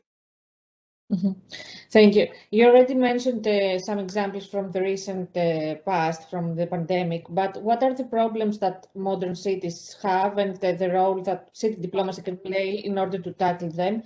And how can you make the citizens engage more in these strategies? Well, first of all, when you are faced with one of the problems that we are facing in our cities, and Mayor Bakoyannis will agree with that, is the problem with immigration and the problems we face in cities now with what I would call newcomers. I prefer to call them newcomers. A lot of cities in Europe, there's a lot of talk about gentrification. It's one of the big issues in cities. Why? Because cities have become more attractive. When we look at what is happening in Europe, a sizable proportion of the population that lived in the outskirts, what they really want today is to live in cities. Cities are today much more attractive, and we are to blame for making them more attractive, but then we know the demand is bigger. If we have a limited product, and we have a bigger demand. And of course, this demand creates constraints in the city. It creates pressure. People think inflation in terms of housing is because foreigners are coming. And the foreigners they could come from Syria, or they can come from England or from Germany. And of course, we have this sort of tendency to not understand what are the moods inside the cities. And that's where diplomacy helps. It helps because it allows us to share the concerns and the policies of, on the one hand, integration, and on the other hand, this avoiding the pressure from extreme right and extreme left that has been trying to close the cities to locals. And that's one area which has been my concern. A lot of people think that gentrification is a terrible thing. I vouch for the country. I think gentrification can be a very good thing. The best cities, the most amazing cities built in the last 300 years have been built through gentrification. New York is an example of total gentrification. There were a few Indians there, but there was nobody else. And still today, it's one of these cities where you really understand what is going on, because there's this mesh of people from all different types of origins, and they still work together. It works notably well. And that's where we really have to put our goals together, you see, trying to understand that, again, if we want a closer Europe, we should not be that was the bad part of the pandemic, when we suddenly started shutting our borders for reasons I still don't understand. Cities, what we want is, cities have to be strong enough in terms of their cultural heritage, and in terms of their, what I would call, social awareness and social cohesion, to be able to receive people who come and live here, and after 2 years, they are my citizens, no matter where they were born, whether they were born in Ghana or in the United States or in China. If after 2 years, they go to the same restaurants I go, they go to the same museum I go, they go to the same park I go, their kids go to the same school as my grandchildren go, then of course cities are integrating. And this must be a common effort. We can only do it communicating with cities and showing that, in fact, this is the sort of coalition that will bring about a better Europe. I'm very much pro-European, I must tell you. Maybe because I have blood from several European countries. And I think we can only do it if we survive this suspicion. Our European society has been, in recent years, terribly suspicious about itself. And that's where cities have this. Cities are the perfect playground for European culture, for our heritage, for what we are. The one thing in which Europe still leads the world, it's not in technology, it's not in raw materials, it's even probably not in knowledge, but it's in culture. That's where we still have the edge. And this edge comes from cities. When you think about the past, when you think about, again, I will go back to history, and I know Mayor Bakoyannis likes history particularly. We talked about cities. We talked about the impact of Athens, about the impact of Rome, about the impact of these cities, the impact of Amsterdam, the impact of Lisbon at a certain stage, or the impact of Venice. So Europe was built through cities.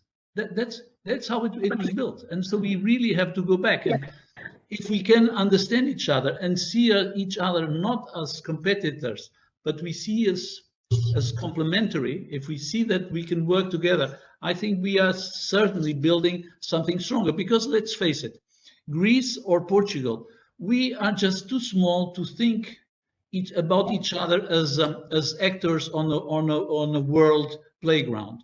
We really need to put things together. And I'm a very, being very much pro-European. I like very much the Southern Europe. I like very much the Mediterranean culture, because I think it was Umberto Eco who said, if you want to ask a country if it's civilized, don't ask, check if they have wine, bread, and olive oil. Unfortunately, Greece and Portugal, we have these three things which Umberto Eco defined as civilization. Thank you. Mr. Varoufakis? I mean, there is no follow-up to this. After the Umberto Eco quote, that was amazing. But I think there actually are three things. Number one, as the mayor said, our home is Europe. It's what brings us together. It's what unites us. But not all member states have similar democratic experiences. And what we take for granted, not all our colleagues take for granted. I wouldn't like to, name names right now, but I think we all know what I'm talking about. We have colleagues who are mayors in other European cities who actually struggle for liberal democracy, who struggle for liberal democratic institutions, who struggle for political rights. So it's very, very important that we actually stand next to each other. And that we are very clear, because this transcends left and right. This transcends center right and center left. This has to do with who we are with our own value systems. Number two, clearly, at the same time, we can build alliances. We already are building alliances to actually engage in greater issues. I spoke earlier about the environment, but we can also speak about the challenges that we all face, whether it's reclaiming quality public space, liberating quality public space, whether it's sustainable mobility, or whether it is making sure that our cities change, that our cities progress without losing our souls, without losing our DNA. What is Porto and Athens all about? It's about an experience, right? It's the experience that actually forms the product that the mayor mentioned early on. And this experience is not Dubai. This experience is something very, very different. It goes back to our history, to our traditions, to our culture, to Umberto Eco. And number three, which I think is very, very important. At the same time, we all want to always make sure that we look at each other. We are actually engaged right now in a global marathon. Cities are engaged in a global marathon. There are three prizes: investment, brains, human capital. You see what's been happening with digital nomads over the last few months, and of course, tourism. Now, in this marathon, we're not competitors. We are actually all on the same team. So just looking at each other and making sure that we actually, turn our gaze outwardly and not get trapped in, our little selves, there's only much to gain. Thank you very much. And in order to wrap up this very interesting discussion, I would like to know if you have any other plans regarding city diplomacy between Athens and Porto or with other cities. Well, Mr. Bakoyannis is visiting us soon. We will have here a great event which will bring about lots of different mayors from all over the globe. We will continue with OECD to work very closely with champion mayors, of which Athens is also a part, in issues like sustainability and social sustainability. That's one thing we will continue. We will continue to broaden also our links with some of the African Portuguese-speaking countries, which is extremely important, but not only because of the community we have, but also because of our language. For Portugal, being a small country, our language, which is the most spoken language in the Southern Hemisphere. Imagine, for a country like Portugal, that's one value we really have to take care of, and we can do it through cities. And but of course, as Mayor Bakoyannis said, a lot of people think that city diplomacy is about traveling and bringing some presents. It's nothing like that. Actually, we have refused proposals for twinning of our city with other cities because it just doesn't make any sense. It makes with some, it doesn't make with others. It's a loss of time. They spend a lot of time, and it's waste. So these days it's more, it's a sort of Hanseatic thing. If you look at Europe of the Hanseatic cities, where the cities sort of started working together, we don't want to build city states. It's not a question, but it's really to establish these very important links. Another thing which is important is the contact between our universities. University of Porto is probably the best asset we have in the city. And of course, I work closely with the University of Porto whenever they start making contacts with other universities to establish contacts with those cities. Because today, when we look at the city of Porto, most of the foreign citizens living in Porto are foreign students, and we want to see them as our ambassadors. We want them to stay here, and they live here. Some live here for 1 year, others live here for 3 or 4. We don't expect to retain them, but what we expect is for them to be our ambassadors when they leave, when they go, and in fact, when they will be decision makers in 15 or 20 years. These will be the decision makers in their cities. This is the sort of thing that attracts us in contacts with other cities. Thank you. Mr. Bakoyannis? Well, I'm giving away my agenda when I visit the mayor next month. Number one, educational exchanges. He mentioned his great university. We have 4 great universities in the city of Athens. Number 2, cultural exchanges. We share, it's obvious, no need to elaborate. Number 3, I'm very much looking forward to discussing the digitalization. I still remember an amazing app he showed me 2 years ago. Now I feel quite confident that the city of Athens can adapt such an application. Number 4, there's a lot we can do in terms of working together in tourism. I mentioned early on the rebranding exercise of Porto, which was highly successful. I think that there's a lot that we can both gain from cooperating, both in terms of exchanging visits, but also of attracting tourism from around the world. And of course, we have all our, we have a framework of cooperation. Involves, as the mayor mentioned, Eurocities, champion mayor networks, and the joint Boost Sustainable Initiative that was actually signed in Porto. Now, all of this will make sense, and we will know that our time has been well spent if it can be translated into real changes in the daily life of our citizens. Now, of course, we cannot change one's daily life, especially not from one day to the next. We're not magicians. But sometimes many small things can actually turn into one big thing. And I think that is our shared goal. So I'm very much looking forward to seeing you, Mayor. Thank you so much. And It's a let me say, pleasure. warm congratulations for the great job the Portuguese presidency did, despite the difficulties. It was difficult, yes. Thank you so much. See you very soon then in Porto. Indeed.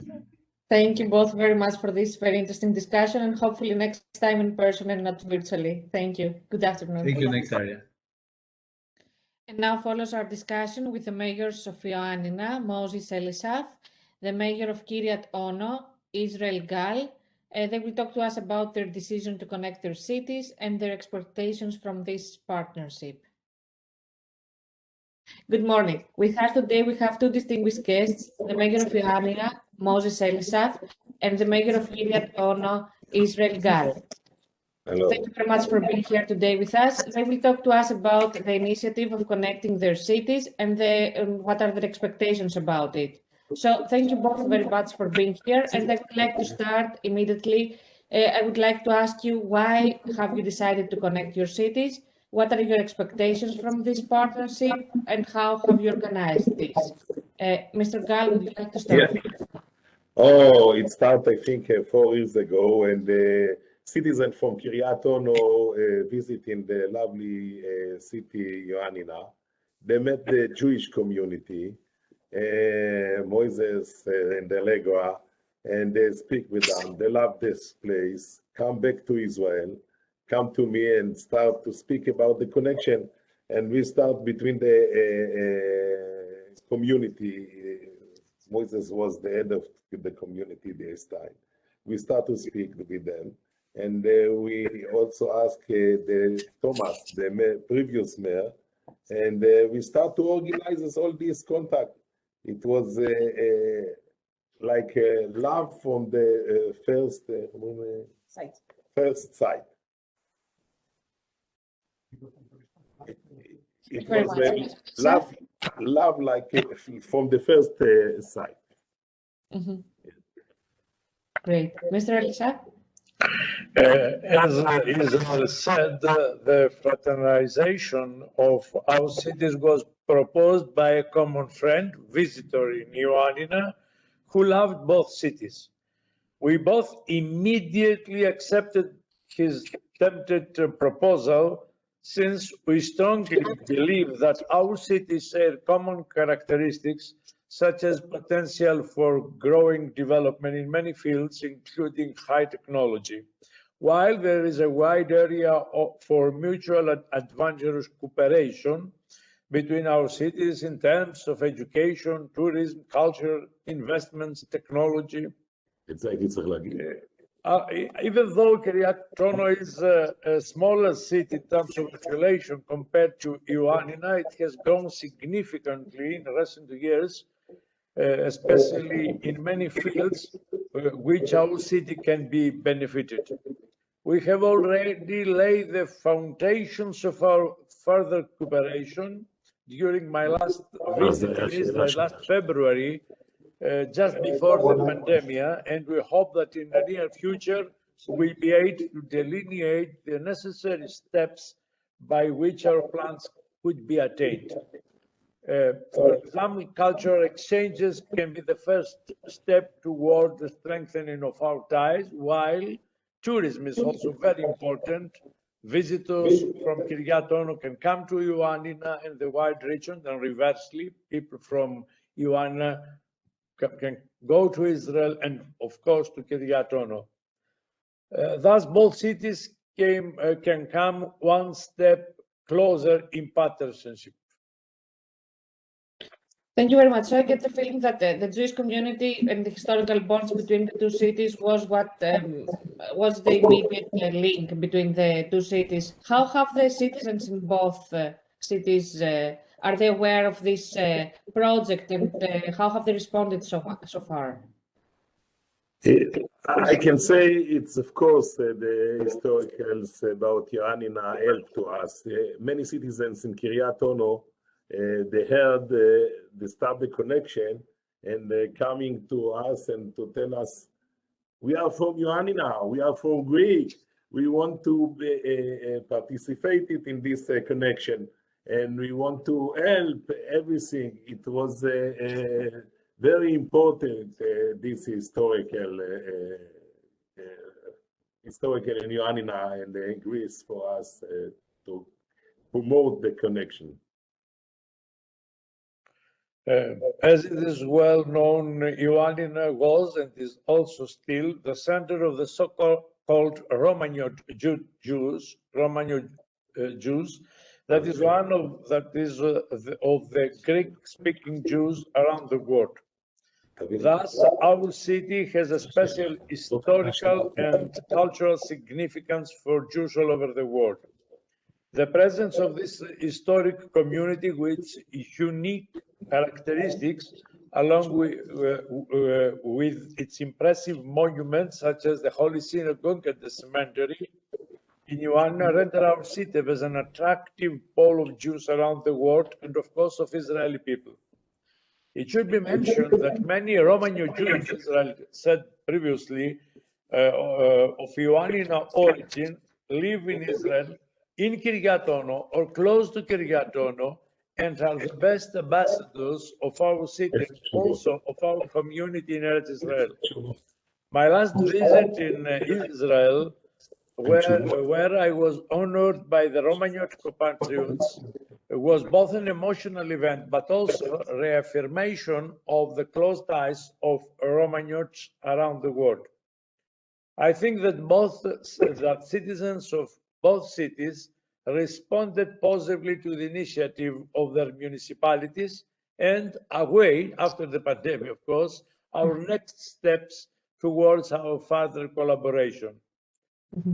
Furthermore, I think it's appropriate to refer to the rich historical multicultural background of our city and the wider region, and to underline that there are important religious, generally speaking, monuments of beauty and cultural value, from the Byzantine churches to the Ottoman mosques and the Jewish synagogue, that can attract several tourist visitors, and of course from Israel. I see. I have seen many reports, and in Greece as well, unfortunately, I think a rise in anti-Semitism during the pandemic. Have you experienced such an issue in your collaboration? Has this been hard for your cooperation so far? Or do you think that city diplomacy can actually help on this front, with stereotypes? Mr. Gal. The anti-Semitic, in Israel, you can't feel it. I think you can feel it more in Greece, but I'm sure the anti-Semitic, it's if you know each other better, and if you speak more by networking, you make a project together, you have a knowledge about the other side. It's you stop the anti-Semitic everywhere, because if you know each other better, it's help to and to finish this antagonism between the people.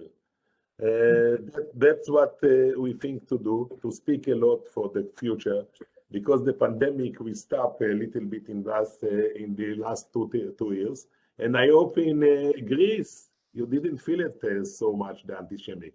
It's better to know what Eliasaf said about it. Mr. Elisa? Even though the rise of anti-Semitism has been reported during the pandemic worldwide, as happens in any crisis throughout the time, this was not the case in Greece, or to be honest, it was of limited range and not widely observed in our city. And it's not, of course, a problem to our future collaboration. Instead, it can actually tackle such prejudices as you notice. It's also very important in this setting that even in the last crisis in Gaza Strip, which traditionally, as you know, provoked anti-Semitic rhetoric in Greece, this time was not followed by significant anti-Israeli feelings. This is encouraging and underlines the mutually advantageous ongoing and rapidly progressive relations between Greece and Israel. I also believe that city diplomacy has proven to be a strong mode of communication between nations and constitutes a mechanism of exposure and influence. And our city has significant advantages that must be exploited. City diplomacy and sites networking remain key characteristics. I believe that decisively determine the image and the brand of a city. These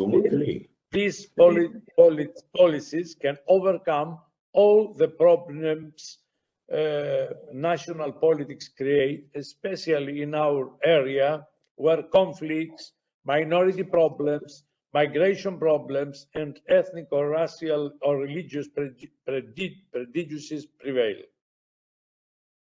Thank you very much. I would like your views on city diplomacy generally. What is the role of the cities we live in an increasingly globalized and interconnected world? What role can cities play? Can they be seen as international actors? Can they address global challenges such as climate change, migration, or health crisis? Can they play a role in forming politics? Mr. Gal? Yeah, the city start to be more and more center in our life, in the residents' life. The states start to be background figure in our life, and the people and the residents and the cities, the citizens needs the town hall, the mayor, the people more and more. We help everything. We make the education. We care for the pandemics. We care for the save everything. The citizen must be center in our life every day more and more. And it's very important to make a lot cooperations between the cities to do it more networking, to learn more from each other. I can learn from Moses and Ioannina, and he can learn from me what he do in a critical situation. And that is very, very important because the city is more and more important every day in our life. Mr. Elisab? Absolutely agree and believe in the decisive role of the local societies in coping with the challenges of local societies face in this increasingly globalized and interconnected world, such as climate change, environmental protection, pandemic consequences, and of course, migration. I should focus on migration remains a crucial problem in our municipality since more than 2,000 refugees stay in our area, and we have worked hard to protect all these groups, especially during pandemic. Since, as Israel mentioned, local authorities are in direct contact with their citizens and better listen their problems, anxieties, uncertainties, so they can better adapt and form appropriate policies and suggest appropriate responses widely accepted by the citizens. The COVID-19 pandemic has brought to the foreground the important role of cities in responding to global challenges. This is a great example that only throughout strong cooperation schemes will be capable to address global challenges.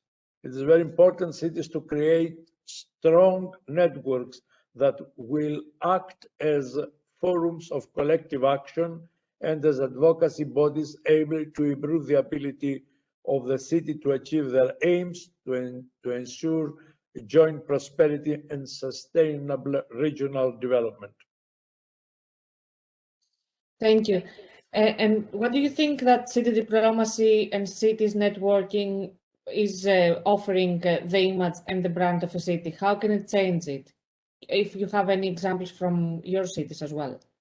Mr. Gal. The diplomatic municipality is very important, like I said before, because the networking start to be in all the world. And how we saw our diplomatic we can make a change, a lot of change. Education, culture, sports, even business, even tourists, even connection between all the towns. And we development the town more and more. And I think it could be stronger more and more today because it's much easier. We know the pandemic, we find a new network, Zoom, like we speak to now.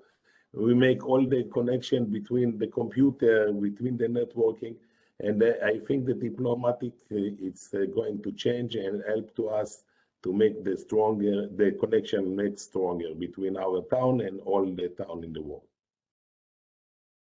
Thank you. Mr. Elisa? As I previously mentioned, I think that city diplomacy can overcome all the problems created by the national politics. City diplomacy constitutes our municipality priority at least from the assumption of my duties, and can efficiently highlight beyond others the potential advantages of a city, as in our case, our rich multicultural past, with impressive monuments, the political religious tolerance, the respect of the different. Thus, in this area and in this era, I think that city diplomacy should be a priority for the municipalities, and it is a priority for both Kyriaton and Ioannina during their activities in the future. I hope that the situation will be improved in the next few months, so we should continue and fulfill our plans shortly. Thank you all very much for participating in the second public diplomacy talks. Special thanks to Adonis, Lorenzo, and Sohila for their very interesting analysis. And see you all next year in a hopefully less digital and more lively way. Thank you very much. Thank you, Victoria. And everybody, this was a wonderful conversation. Thank you very much. Thank you. Thanks. Bye. Bye-bye to all.